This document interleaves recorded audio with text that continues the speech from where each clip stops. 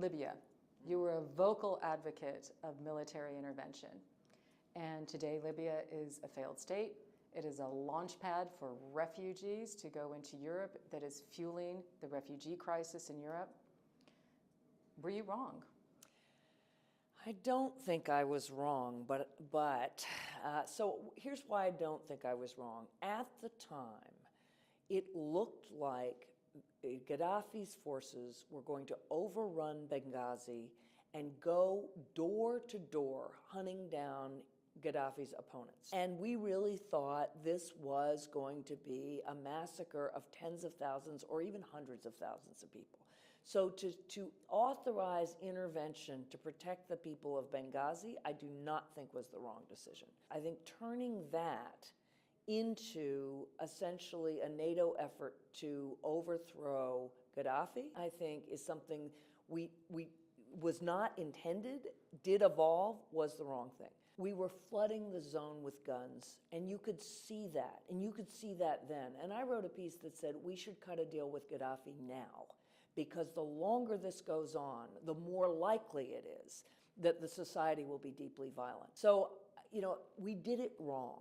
And we could see that at the time. So you didn't advocate regime change, but it did happen, and it happened on Secretary Clinton's watch. So does she bear responsibility? I think all of NATO, in retrospect, I mean, it's always easier to say this in hindsight, but I would say that when that shifted to, you know, we are going to keep fighting essentially till he is gone, that's a mistake. Now, but the U.S.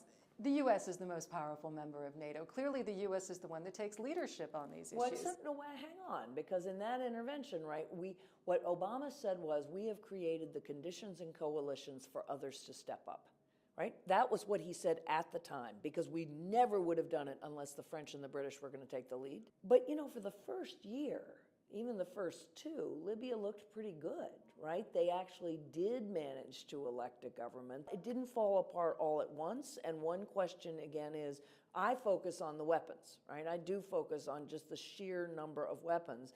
There is a question there, should we have supported them much more? Should we have been supporting them economically? Should we have sent in peacekeeping troops? Should we have said, the only way to do this is to disarm those militias, and we're going to try to do that?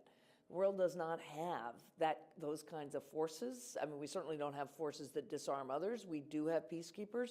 Should we have thought about it that way? So I'm not going to say like this was a great thing to do.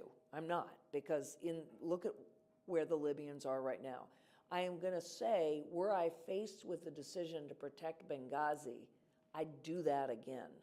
I would not do a lot of the rest of it the way it played out. So given where Libya is today, do you think that this is a fair yardstick by which to measure Secretary Clinton's foreign policy record?